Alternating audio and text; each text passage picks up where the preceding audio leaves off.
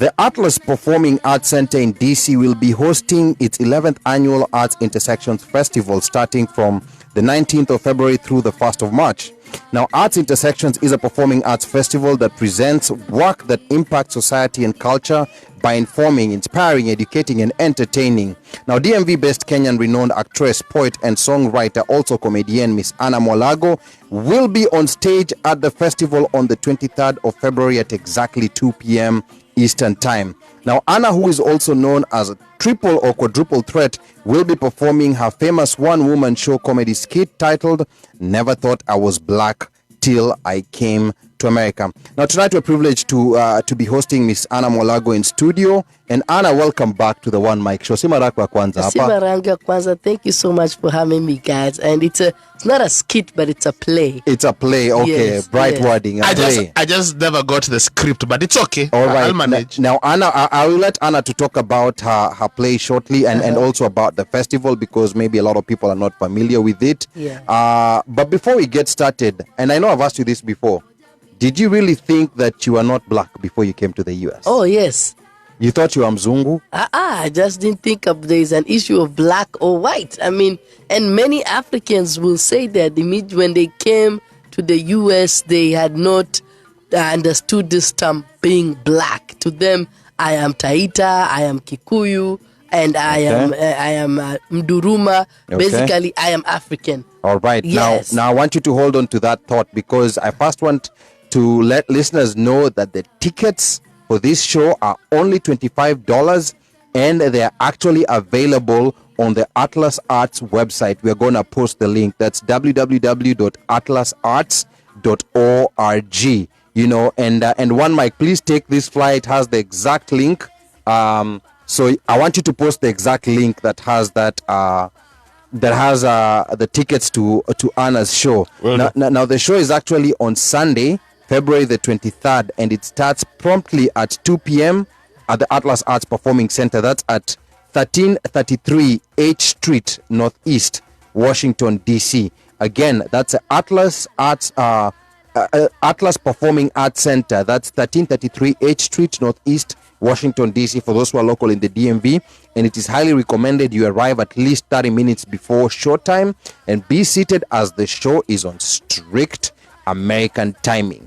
And with this being a cultural festival, it is also suggested that you dress to impress. So we're going to get started with Anna right now. And a lot of people, may not be familiar with the Arts Intersections Festival. Yes. Tell us a little bit about it. Well, Arts Intersection Festival, I can say it's a big festival that happens every year at the Atlas Performing Arts Center. Mm-hmm. And the main aspect, I believe, is to showcase different artists who bring a different flavor of their, either be a dance, company, plays, theater, even films, I believe. So it's a very open festival, but for you, not anyone just gets in. You have to apply. Mm-hmm. They have to, I believe, you send your information, mm-hmm. then they will choose the people who they want to represent them to be at the Atlas. So they review your work and yes. Then, okay. So in other words, you're vetted thoroughly. Yes, you're vetted. Yeah, you just. And is this? Have you been there before? Because it says it's the 11th annual festival. Have you been there before? No, this is my first time. It's my first time, and I'm really, really blessed because I've gone there one time to see a friend of mine perform there. I've been there to see another one-woman play, mm-hmm. and I've always had this thing like, man, it would be awesome to be on this stage. Okay. And then now to have that opportunity to say that I have brought my one-woman show at the Atlas Performing Arts Center, it's a dream come true. Okay. Yeah. And this is going to be in Washington, D.C. The tickets are only $25. Yes, and they are being so... Basically, it's a limited seating, so you got to get your tickets as soon as possible because this is a very well-known festival, mm-hmm. and some people are buying like tickets for all the shows, which is a lot of shows. Okay. So they're blocking shows. So you have to buy... I know my people, sometimes we like to buy tickets late, but if you do... Not sometimes. If you end up doing that, you might not be able to get in because they are also strict with the seating. So it's limited seating. So it's a limited seating capacity. Yes. And there's also gonna be other shows that you can attend. Yes. But you also have to pay, so you kind of have to pay for all these little individual shows that are going to be or happening. you can just pay for my show or all the shows. Okay. Yes. And I know your show, it says it starts at 2 p.m. This is going to be on Sunday, February 23rd. Yes. How long is this going to be? It's just a 1 hour show. Just a 1 hour show? Yes. Strictly 1 hour? Strictly 1 hour, but after the show, I'll have a Q&A. So people will ask me questions. And again, I just want to say, for you to go and get your ticket at atlasarts.org/events/ Never thought dash thought. Yeah. You know, and we're going to post that link for our local people who can go out and get that ticket early before it starts filling up. Now, your one-woman comedy play, Never Thought I Was Black Till I Came to America, which is going to be, of course, on Sunday, February 23rd at 2 p.m. Yeah. Give us a brief snapshot of what to expect. All right. So this is a one-woman play. Basically, part of it is my experience as an immigrant and other immigrants' too experiences. The play is a mixture of prose, comedy, storytelling, African dance and music all together to a one-woman show. The reason actually I decided, or my director and I decided to put this play out there, is because of us going through, and my director, her name is Mkawasi Mcharo Hall, you all know Miss Mkawasi, many of you, is the experience as artists that you go through, and you being an artist and being an immigrant at the same time, and knowing that no one wants to tell you.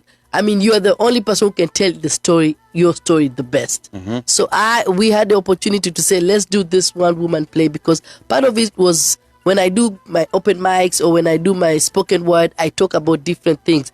And now I do my poetry, I make people laugh. So to put everything together and to make it be a play about how immigrants survive in the U.S., how they try to adapt, but at the same time maintain their culture, the cultural differences, the stereotypes, and of course, how do you manage the age of Trump?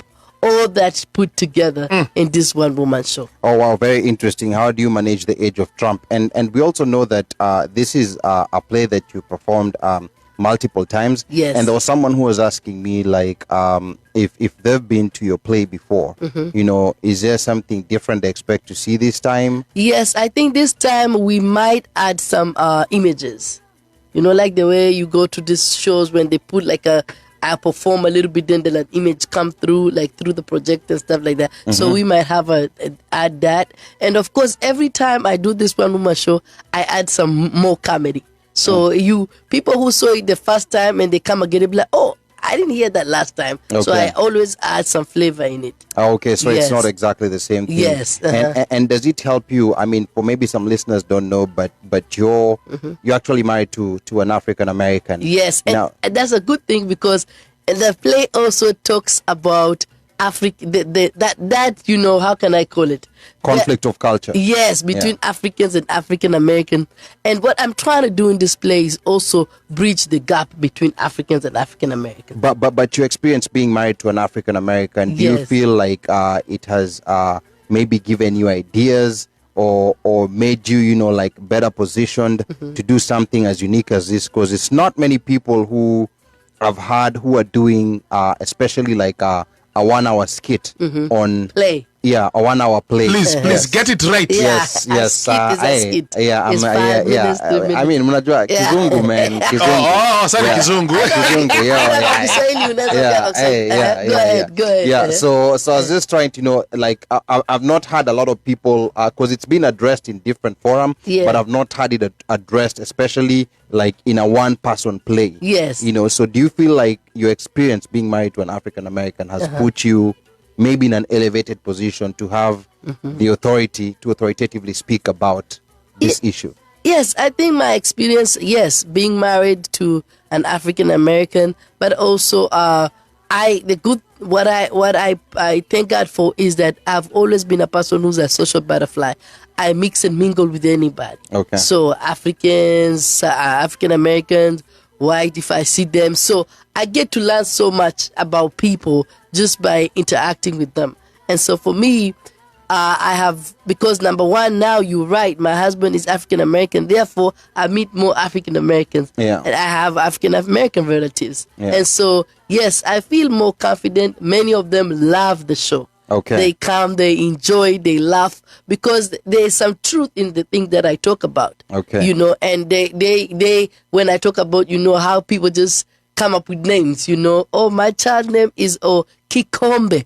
Oh, or Samaki. yeah. Oh, There's actually Kamasi too. There's Kamasi. yeah. Yeah. And then you're like, oh, where did that name come from? Oh, it's African for royal, and I'm like, no, it's Swahili for cup. You know, you know, but it's stuff like that that they realize. And also, I also talk actually about the maafa, or the trauma. Yeah, the trauma of the slavery, what you call the Middle Passage. We have a section that we talk about that too, because at the end of it all, we want African Americans and Africans. We are one.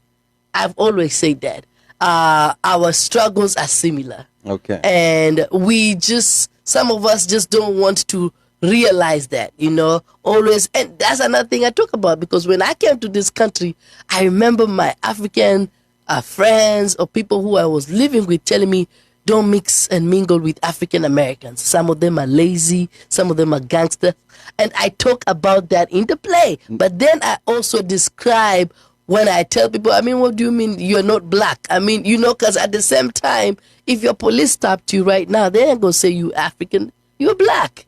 You're going to go through the same thing that an African American goes through. Now, on that same breath, Yes. what is one of the biggest stereotypes from your experience that you think African people, Kenyans, East Africans, West Africans have of African Americans? What just pick one or two stereotypes that you think we have that are not necessarily true. They just think that, I think that all of them are ghetto. Does that make sense? So you're saying Africans just think yes. African Americans are ghetto? Yeah. Unless they meet some of them. Am I right or wrong?